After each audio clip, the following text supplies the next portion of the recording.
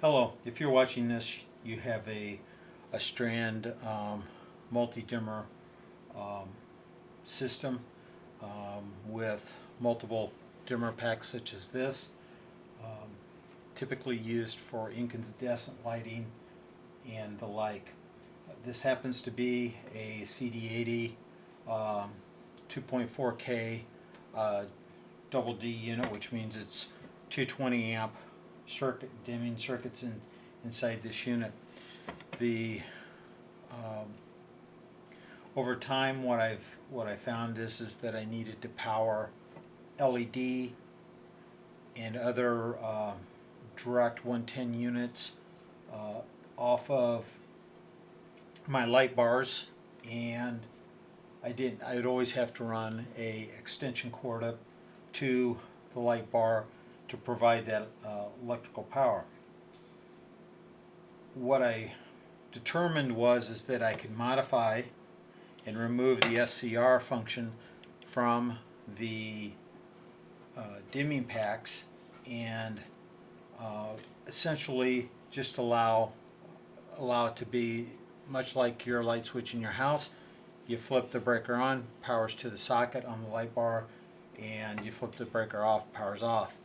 So there's an extra step when it comes to operation when these are in service, in that I have to actually go into the dimmer room and flip on the breakers and flip off the breakers. However, I can power up my LEDs and other direct 110 DMX controlled units without needing to run power cables. I can just drop it off the power bar. I colored the sockets that are 110 hot all the time when the breakers are on, so I know what they are, and it can easily identify them. And I only need a couple on each power bar. So what I'm going to show you is what you need to do to modify a DMX based Strand controller such as this. Now, the one thing to note is I can't tell you about newer units and how they are fully constructed, because this is an older unit, it's an older system. However, with this modification, you can use LED lights from a more advanced, under the control of a more advanced board. So, to start off, pull out the 4 screws that are holding down the cover. In the center, there's a screw for the toroid choke that smooths out the sine wave past the SCR. And what you'll come up with when you remove this is the toroid that's under here, and you'll see that there's a wire that comes out of this and goes to the SCR. I think this is actually a MOSFET, but it doesn't really matter. And then past that is the connection to the mains. Being a dual unit, there are 2 mains, and then there are 3 control circuits. There's a unit for, there's an individual signal control, and then a combined ground for the signal side of the SCR. So to effect the change, it's a straightforward process. First thing I do is I remove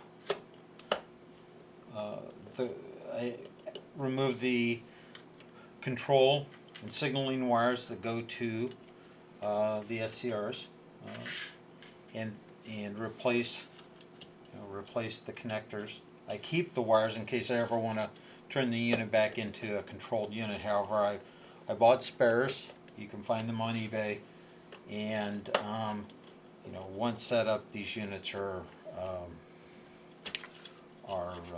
always in this function. So if there's some reason that I'd want to turn the unit into just basically be able to control an incandescent type unit, pull out the module and put in one that still has its control functions enabled.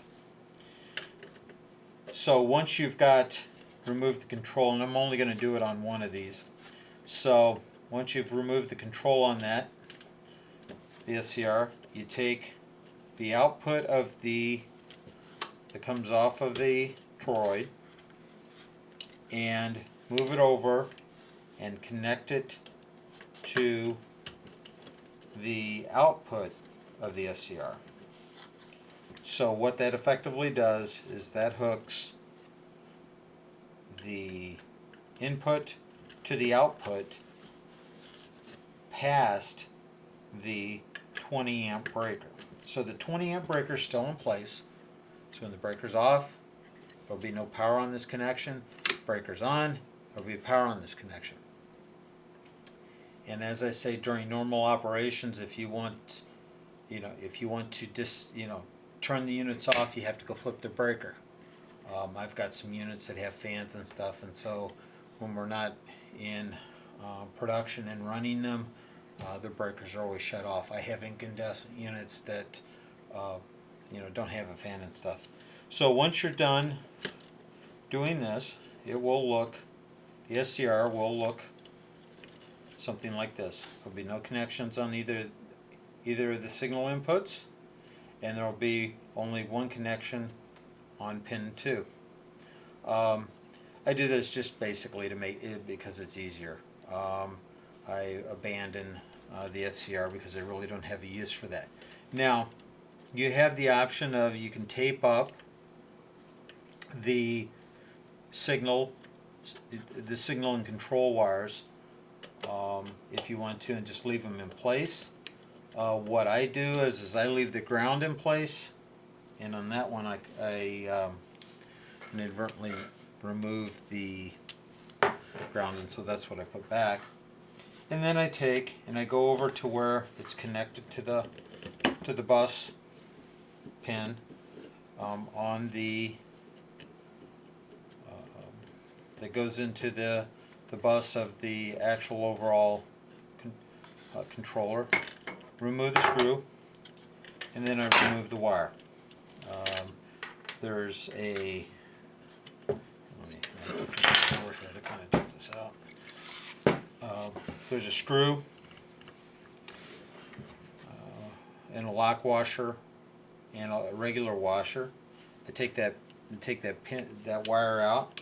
I put the pin back in place again. It's just I do this just so that it all stays intact. And I have a little inside. I have a little box in my DMX, the DMX box that I keep with spare parts, and that's where that wire goes. If you want to, you can label each one of these pins, or if you don't have a spare one, so you know which one's orange and which one's yellow and where it connects. You can do it on one or both of the channels. A lot of for my installation, I have a on one power bar I have channel 16 on one end, and on the other end I have channel 32 or 31. And what that means is that I have one unit on the one end,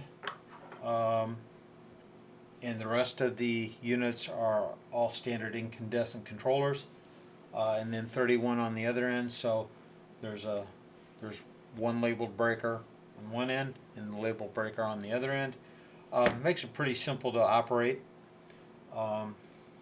Clearly, you have to make sure that others in the institution understand what you're doing and why you're doing it.